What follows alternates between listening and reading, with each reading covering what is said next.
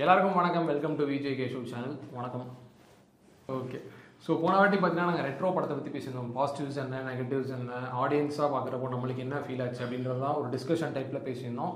பல பாயிண்ட்ஸ் அதை நீங்கள் எப்படி பார்க்குறீங்கன்றதையும் போட சொல்லியிருந்தோம். அதோட ஒரு முக்கியமான விஷயம் என்ன சொல்லியிருந்தோம் அப்படின்னு பார்த்தீங்கன்னா, அண்டர் ரேட்டட் ஃபிலிம்ஸ் எதாவது இருந்தால் சொல்லுங்கள், நாங்கள் பேசுகிறோம்னு சொல்லியிருந்தோம். அந்த மாதிரி கமெண்ட்ஸ் இது வரைக்கும் எதுவும் வராத காரணத்தினால நாங்களே எடுத்திருக்க படம் பார்த்தீங்கன்னா கழகத்தலைவன். ஸோ இன்றைக்கி நாங்கள் கழகத்தலைவன் படத்தை பற்றி தான் டீப் டிஸ்கஷன் ஒன்று பண்ண போகிறோம். ஆக்சுவலாக படம் எப்படி இருந்துச்சு, ஸ்கிரிப்ட் வைஸ் சரி, மேக்கிங் வைஸ் சரி, படம் எப்படி இருந்துச்சு, எல்லாருக்கும் ஒர்க் அவுட் ஆச்சா படம் அப்படின்றது தான் இந்த டிஸ்கஷனாக இருக்க போகுது. ஸோ ஃபஸ்ட்டு நான் உன்ட்டே கேட்குறேன், உனக்கு படம் பிடிச்சிருந்துச்சுன்னா என்ன விஷயம் பிடிச்சிருந்துச்சு? எனக்கு வந்துட்டு இந்த ஜான்ரா வந்துட்டு இது வந்து ஒரு ஆக்ஷன் த்ரில்லரான ஒரு ஜான்ரா. ஓகேவா? ஓகே. இதில் நிறைய படங்கள் பார்த்துருப்போம். இந்த படம் பார்த்தோன்னா ஒரு பொலிட்டிக்கல் ஆக்ஷன் த்ரில்லர். ஓகேவா? பொலிட்டிக்கலாக பார்த்தோன்னா, பொலிட்டிக்கல் படங்கள் பார்த்தோன்னா இப்போது ட்ராமாவில் வரும். இப்போது மாரி செல்வராஜ் மாதிரி மாமன்னன் மாதிரி ஒரு ட்ராமா, அதில் ஆக்ஷன் எடுப்போம். இல்லை சட்டையரா மண்டேலா இந்த மாதிரியெல்லாம் சில படங்கள்லாம் பார்த்துருப்போம். கழகத்தலைவன் வந்து ஒரு பொலிட்டிக்கலி ஆக்ஷன் த்ரில்லர் படமாக இருக்கும். இப்போது பொலிட்டிக்கலாக அந்த படத்தில் என்ன பொலிட்டிக்கல்னா, கார்ப்பரேட்டோட பாலிட்டிக்ஸ்.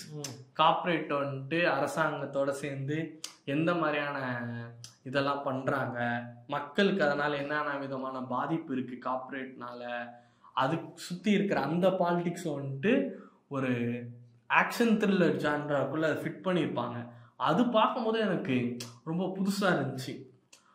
பொலிட்டிக்கலான ஒரு விஷயத்த ட்ராமாவும் சொல்லலாம், சட்டையராக சொல்லலாம், அமைதி படை மாதிரி காமெடியாகவும் சொல்லற மாதிரி ஒரு த்ரில்லராகவும் இதை சொல்ல முடியுமா அப்படி அந்த விஷயம் என்ன ரொம்ப எக்ஸைட் பண்ணிச்சு. அது ஒன்று. ஓகேவா? இன்னொன்று வந்துட்டு படம் வந்துட்டு இது வந்து ஒரு கேட் அண்ட் மவுஸ் கேம் தான். ஓகேவா? ஓகே. ப்ராப்பரான ஒரு கேட் அண்ட் மவுஸான கேம் தான். ஹீரோ கேரக்டர் பார்த்தோன்னா அது ஒரு சீக்ரெட் ஏஜென்ட் மாதிரி இருக்கும். எப்படின்னா இந்த கார்ப்பரேட் அது கூட ஏதோ படத்தில் கூட சொல்லியிருப்பாங்க, விசில் பவுலராக ஏதோ ஒன்று வரும்னு நினைக்கிறேன். Whistle blower. Whistle blower.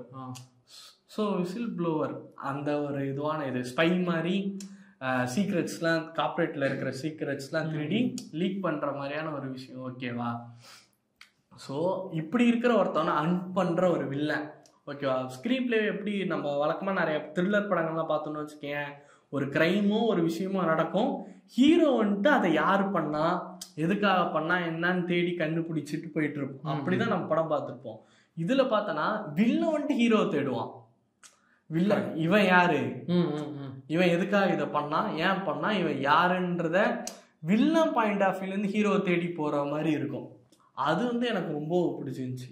வில்லனை பற்றி ஒரு சீனில் வந்துட்டு சொல்லுவாங்க, இந்த மாதிரி அவன் வந்து எக்ஸ் கமாண்டோ, எக்ஸ் மேஜரா எக்ஸ் ஜென்ரலா, எக்ஸ் கமாண்டோ, அவன் வந்துட்டு இந்த மாதிரி வந்துட்டு கார்ப்பரேட் ஆர்கனைசேஷனுக்கு வந்து ஹெல்ப் பண்ணுறான் எல்லா இதுக்கும், அவன் எவ்வளோ பெரிய ஒரு அவனுக்குன்னு ஒரு ஐடென்டிட்டி கிடையாது, எல்லாமே வந்து தெளிவாக பிளேஸ் பண்ணியிருப்பாங்க. என்னன்னா ஹீரோக்கும் இந்த பக்கம் ஐடென்டிட்டி கிடையாது, அதேதான் அவனுக்கு ஐடென்டிட்டி கிடையாது. ஸோ ரெண்டு ஐடென்டிட்டி இல்லாதவங்க, ரெண்டு ஸ்மார்ட்டானவங்க, ஹீரோ ஸ்மார்ட்டு, இவனும் ஸ்மார்ட்டு. ஸோ இவங்க ரெண்டு பேரும் மீட் பண்ணிக்கிறாங்க. அந்த கேட் அண்ட் மவுஸ் கேம் வந்துட்டு சூப்பராக இருக்கும். அதுதான். ஸோ இங்கே எவ்வளோக்கு எவ்வளோ ஹீரோவுக்கு வெயிட்டேஜ் இருக்கும், அதே அளவு வில்லனுக்கு வெயிட்டேஜ் இருக்கும். நீங்கள் எந்த இடத்துலையுமே சொல்லிட முடியாது, இந்த இடத்துல இவன் வின் பண்ணிடுவான், இந்த இடத்துல வின் பண்ணிடுவான். கடைசி கிளைமேக்ஸ் இருக்குமே நெக் டு நெக் தான் போயிட்டே ரெண்டு பேரும் சேலஞ்ச் பண்ணி இனிமேல் இவன் எப்படா அவனை ஹீரோ சேஸ் பண்ணுவான்னு பார்த்தா, நீ சொன்ன மாதிரி கலையரசன் பிளேட் வச்சு அவன் சேஸ் பண்ணுவான். என்னடா அவனை சேஸ் பண்ணிட்டு போனான், அவன் அதுக்கடுத்து என்ன பண்ணுவான்னு பார்த்தா அவன் அதுலேருந்து ஒரு அவனுங்களை வச்சு ஒரு கேம் விளையாடுவான். ஸோ இவன் நெருங்கி போனா அவன் போறான். ஸோ இவனுக்கு அந்த கேப்டன் ஒரு ஸ்டெப் இவன் அதிகமாக போவான், ஒரு ஸ்டெப் ஃபாலோ அப்லேயே போயிட்டே இருக்கும். கிளைமேக்ஸ் அது இன்ட்ரெஸ்டிங்காக, ரொம்ப இன்ட்ரெஸ்டிங்காக இருக்கும். ஸோ அதே மாதிரி எனக்கு இன்னொரு விஷயம் ரொம்ப பிடிச்சது என்னன்னா, ஹீரோவோட கேரக்டர் ரிவீலிங்லாம் இருக்குல்ல, அந்த அதான் கேரக்டர் ரிவீல்னா அவள் எப்படிப்பட்டவர், சின்ன சின்ன விஷயத்த மைன்யூட்டா டீடைலிங்லாம் இருந்துச்சு தெரியுமா, அதெல்லாம் ரொம்ப அழகா இருந்துச்சு. இந்த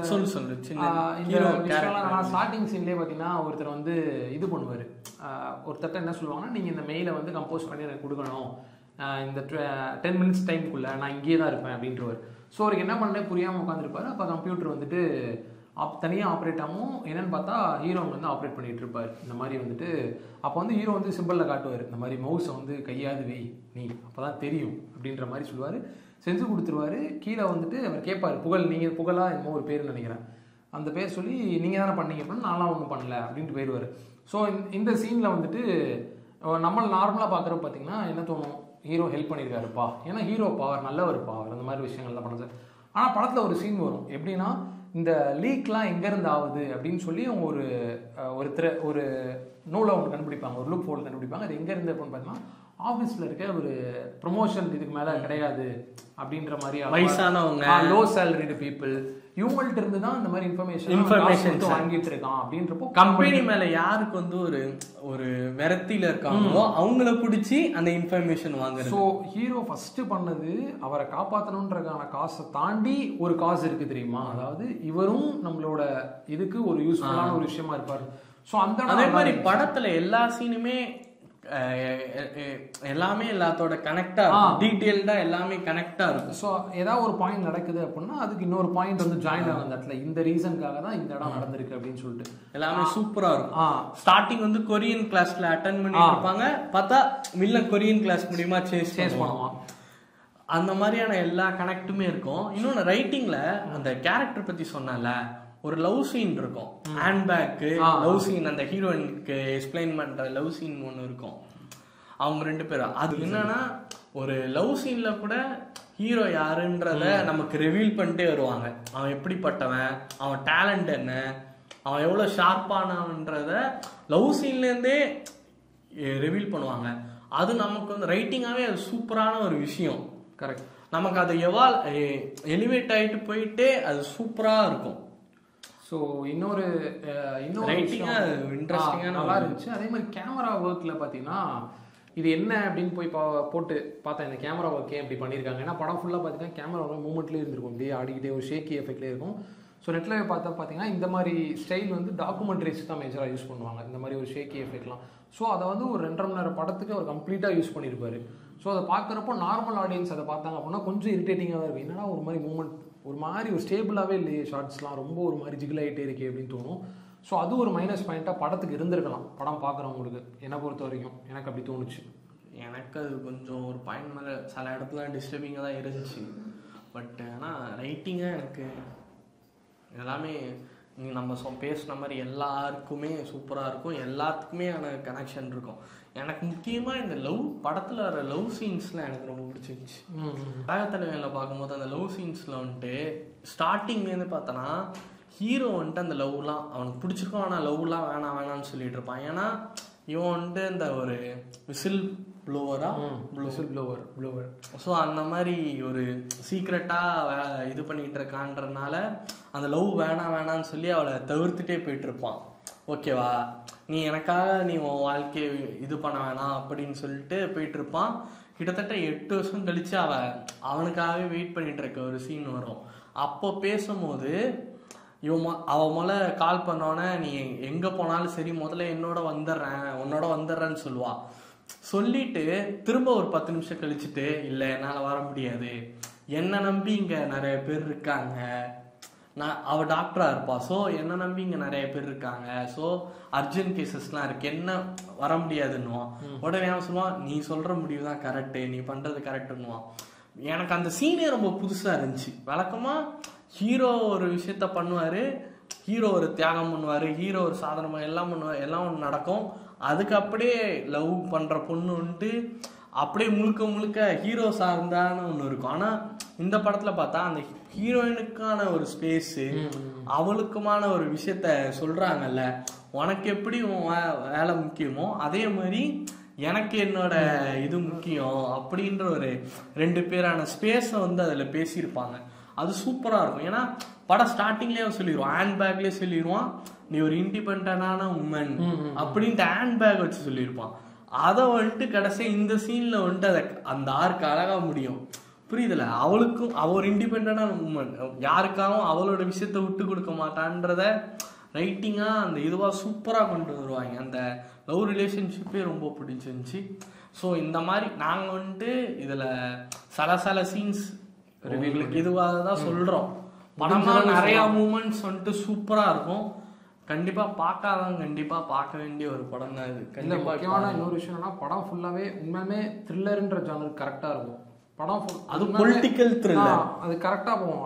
அடுத்தடுத்து விஷயம் என்ன நடக்க போகுதுன்னு உங்களுக்கு ரொம்ப இன்ட்ரெஸ்டிங்கா தான் இருக்கும். படம் வந்து அந்த ஸ்டார்டிங் டு எண்டிங் முடிகிறது இருக்குல்ல, ஸோ அது வந்து சூப்பராக என்ன விஷயம்னா கரெக்டாக இங்கே ஆரம்பிச்சதோ அங்கேயே வந்து படம் முடியும். அது அந்த ரிவீலிங் பாயிண்ட்லாம் சூப்பராக இருக்கும்.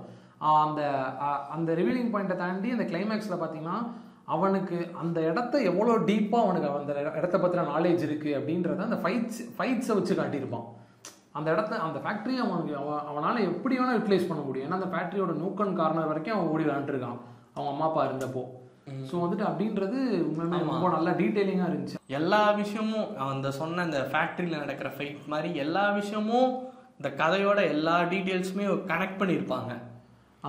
அதை நாங்கள் நிறைய ஸ்பாயில் பண்ண விரும்பல, அது படமா பார்க்கும்போது உங்களுக்கு சூப்பராக இருக்கும். அதான் இவன் சொன்ன மாதிரி கேமரால எனக்கு இஷ்யூ இருந்துச்சு தான், மியூசிக்காவும் எனக்கு வந்து இஷ்யூ போட்டு நிறைய இடத்துல வாசிச்சுக்கிட்டே இருந்தாங்க.